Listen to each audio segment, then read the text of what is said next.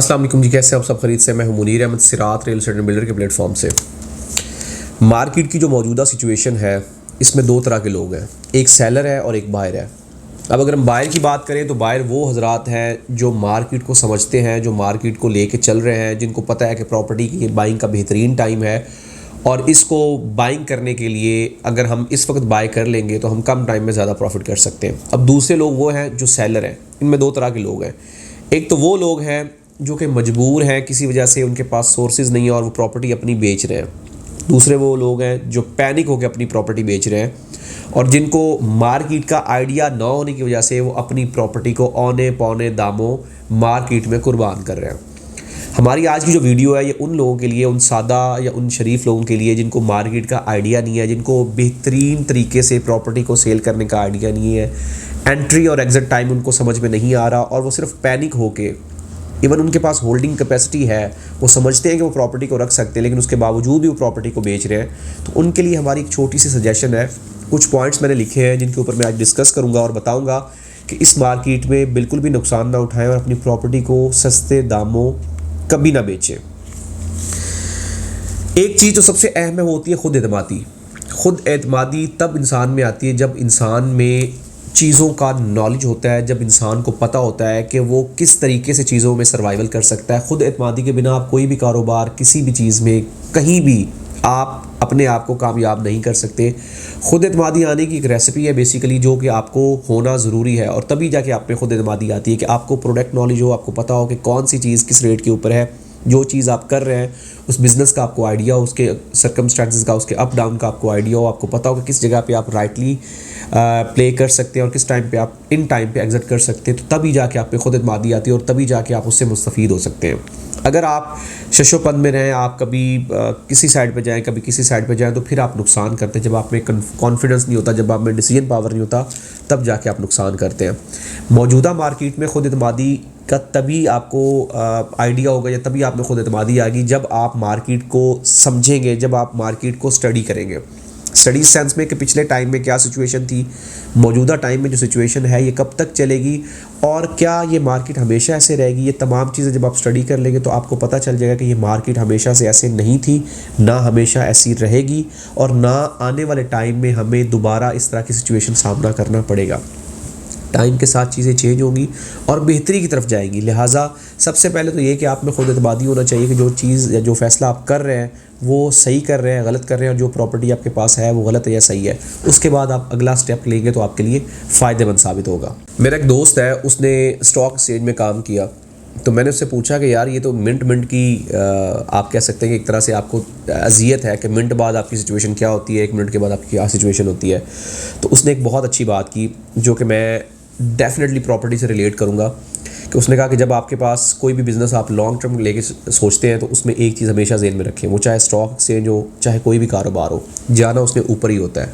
मसलन आप कोई भी कारोबार करते हैं, अगर आप उसको टाइम देते हैं, उसके पास आपके पास होल्डिंग कैपेसिटी और आप समझते हैं, तो एक टाइम के बाद उस प्रॉपर्टी ने ऊपर ही जाना होता है, उसका आपको डेफिनेटली फ़ायदा होता है। प्रॉपर्टी में भी ये सेम सिचुएशन है कि जल्दबाजी कभी नहीं करनी चाहिए, कभी भी बगैर सोचे समझे या लोगों को देख के फैसला नहीं करना चाहिए। मुस्तकिल मिजाजी के साथ और एक लंबे टाइम फ्रेम के साथ उसको लेके चलना चाहिए। और जब आपकी प्रॉपर्टी इस सिचुएशन में हो कि आप उसको बेचते हैं तो आप उसके ऊपर मुनाफा कमा रहे हैं, तब उसको एग्जिट करें।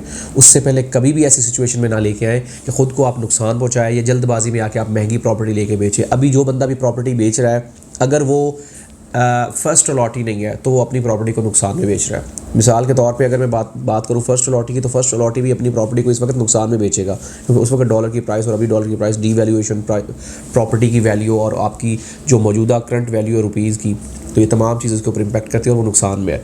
तो ये एक बहुत बड़ी अहम बात है कि अगर आपकी प्रॉपर्टी इस वक्त आप होल्ड करके आप उसको रखने की सलाहियत में है, आपके पास कैपेसिटी है कि आप उसको लॉन्ग टर्म लेके चले, तो कभी भी ना बेचें, उसको लेके चलें और डेफिनेटली आप उसके ऊपर फ़ायदा और मुनाफा कमाएंगे। लिहाजा लॉन्ग टर्म का प्लान करके जब भी आप चलेंगे तो आप इंशाल्लाह उसके ऊपर फ़ायदा कमाएंगे।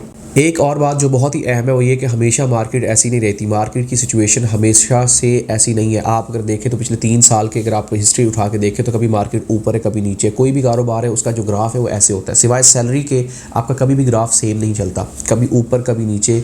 ग्राफ तभी बनता है, बिज़नेस तभी होता है। कोई भी कारोबार उसको आप उठा के देख लें, किसी भी कारोबार को आप चाहे छोटे से छोटा, बड़े से बड़ा है, तो उसका ग्राफ अप एंड डाउन होता है, उसमें सर्कमस्टेंसेस होते हैं, उसमें चीज़ें ऊपर नीचे होती रहती है, जिसकी वजह से वो मुनाफा और नुकसान की तरफ जाता है। लेकिन इसका मतलब ये हरगिज़ नहीं कि आप अपने कारोबार को बिल्कुल ही छोड़ दें। कारोबार के ऊपर नज़र रखने से, कारोबार के ऊपर फोकस रखने के बाद सिचुएशन ये होती है कि आप उस कारोबार से अच्छा मुनाफा कमा सकते हैं।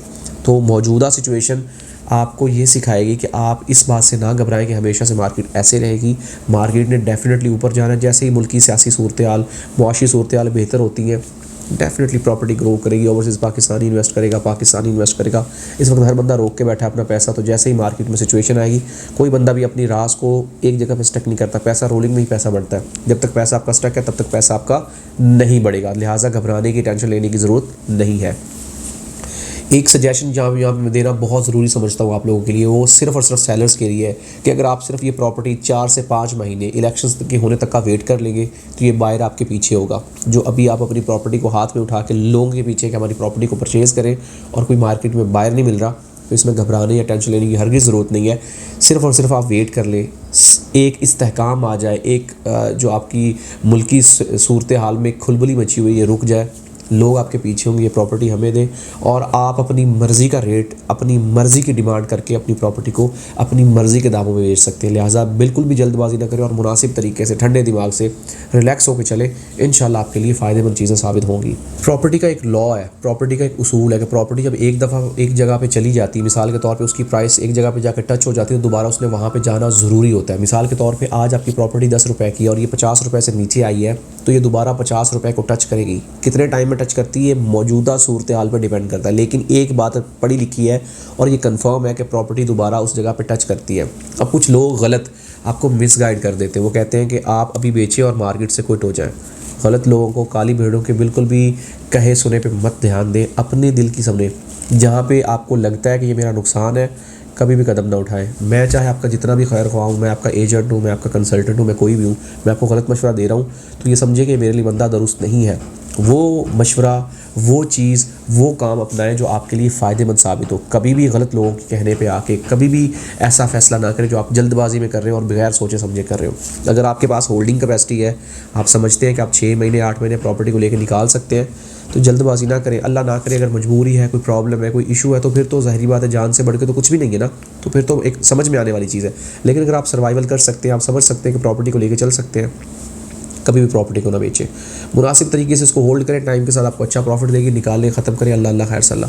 लेकिन जल्दबाजी का और गलत लोगों के मशवरे में आके कभी भी ऐसा फ़ैसला ना करें जो आपके लिए नुकसानदेह साबित हो और आपके लिए ऐसा मशवरा हो जो आपको नुकसान पहुँचाए।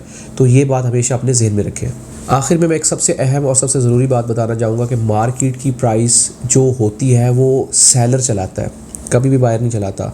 तो प्रॉपर्टी की प्राइस को डाउन करने के ज़िम्मेदार सेलर ख़ुद है, आप लोग खुद है जिनकी प्रॉपर्टी है।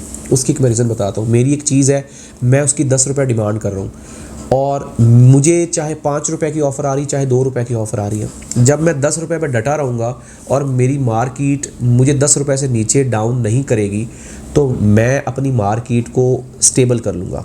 लेकिन अगर मैं हफ्ते के बाद 9 रुपये कर दूँगा, फिर 8 रुपये कर दूँगा, फिर 7 रुपये कर दूँगा, तो होगा ये कि एक टाइम आएगा कि मेरी प्रॉपर्टी 2 रुपये पे चली जाएगी या मेरी चीज़ 2 रुपये पे चली जाएगी। सिचुएशन ये है कि जब आप पैनिक हो जाते हैं, जब आप घबरा जाते हैं, तो आप अपनी प्राइस को डाउन करना शुरू कर देते हैं। अब इसमें सभी लोग शामिल नहीं है, इसमें कुछ लोग शामिल हैं जो पैनिक होकर करते हैं। मिसाल के तौर पे आप तो 10 रुपये पे खड़े, दूसरा बंदा आता है वो अपनी प्रॉपर्टी 4 रुपये में बेचनी शुरू कर देता है, तो बायर ऑटोमेटिकली उसी की तरफ अट्रैक्ट होगा। अब इसमें होता ये है कि जब मार्केट की सिचुएशन ख़राब होती है, कोई भी मार्केट अगर अगर आपकी उसमें मिनोपली हो, मतलब आप होल एंड सोल हो, एक चीज़ के बेचने के सिर्फ आप खुद हो, तो फिर तो समझ में आता है। जब एक पूरी मार्केट होती है तो मार्केट पूरी मार्केट के हिसाब से चलती है, उसमें एक भी चीज़ डाउन होती है, एक भी ग्राफ डाउन होता है, तो दूसरे ग्राफ ऑटोमेटिकली डाउन होने शुरू हो जाते हैं। तो मार्केट के डाउन होने की सबसे बड़ी रीज़न ये होती है कि मालिक उसका खुद जिम्मेदार होता है। जब वो अपनी प्रॉपर्टी को या अपनी चीज़ को सस्ते दामों मार्केट में प्रेजेंट कर देता है, तो ऑटोमेटिकली दूसरी चीज़ों को, लोगों को मुकाबले के लिए अपनी प्राइस को डाउन करना पड़ जाता है, और डाउन करते करते वो एक दूसरे को देखा दिखा इस सूरत हाल में पहुँच जाते हैं कि वो सभी का नुकसान हो रहा होता है। अब इन एक्चुअल जो बंदा डाउन कर रहा है वो तो अपनी किसी वजह से डाउन कर रहा है। अब जो दूसरे लोग हैं वो उसको देखने के लिए, वो उसको कम्पीट करने के लिए, मार्केट में अपनी चीज़ बेचने के लिए वो इतनी डाउन कर देते हैं कि मार्केट का बेड़ा गर्क हो जाता है और मार्केट नीचे चली जाती है। तो इसको ऊपर कंट्रोल करना मेरे ख्याल में मुश्किल नहीं है, अगर मुनासिब तरीके से और तहम्मुल मिजाजी से चला जाए। इसमें सेलर को भी नुकसान नहीं है, बायर को भी नुकसान नहीं। जब प्राइसेस बहुत ज़्यादा ऊपर नीचे होती हैं तो दोनों साइडों को नुकसान होता है। सेलर को इसलिए कि वो अपनी चीज़ सस्ती बेचता है, बायर को इसलिए कि वो अगर मिसाल के तौर पे एक प्राइस के ऊपर प्रॉपर्टी परचेज़ कर लेता है, दोबारा उससे मज़ीद नीचे चली जाती है, जिसने शॉर्ट टर्म के लिए परचेज़ किया होता है उसके लिए भी नुकसानदेह है। लेकिन अगर वो बहुत ज़्यादा ऊपर चली जाती है तो उसका बायर मार्केट में उसको नहीं मिलता। ये तमाम चीज़ें चलती है। अगर एक सर्कमस्टेंसेस एक प्रॉपर एक ग्राफ के साथ मार्केट चले तो उसमें दोनों पार्टीज़ जो है वो सिक्योर होकर चलती है। वीडियो बनाने का मकसद सिर्फ ये है, अगर हम इसको वन लाइनर में बात करें तो अभी ये बताना मैं मुनासिब समझूंगा कि इस मार्केट में अपनी प्रॉपर्टी को पैनिक होकर मत बेचें, इसको होल्ड करें, इसको मुनासिब तरीके से लेके चलें। इंशाल्लाह कम टाइम में इसके ऊपर आप ज़्यादा मुनाफा कमाएंगे। 3 से 4 महीने की बात है, जैसे ही मुल्की सियासी सूरत हाल बेहतर होगी ऑटोमेटिकली प्रॉपर्टी की प्राइस भी बेहतर होना शुरू हो जाएगी। लिहाजा घबराए नहीं, टेंशन ना लें। अगर आप होल्डिंग कैपेसिटी रखते हैं तो अपनी प्रॉपर्टी को होल्ड करें और एक अच्छी एडवाइस की हैसियत से इसको ज़रूर अपने अंदर समाएं। बाकी कोई भी इंफॉर्मेशन, कोई भी हेल्प, किसी किस्म की भी गाइडलाइन रिक्वायर्ड तो हमारे से ज़रूर रब्ता करें। हमारी पूरी कोशिश होगी कि आपको बेहतर से बेहतरीन तरीके से गाइड करें। मिलते हैं कि नई वीडियो के साथ। अल्लाह हाफ़िज़।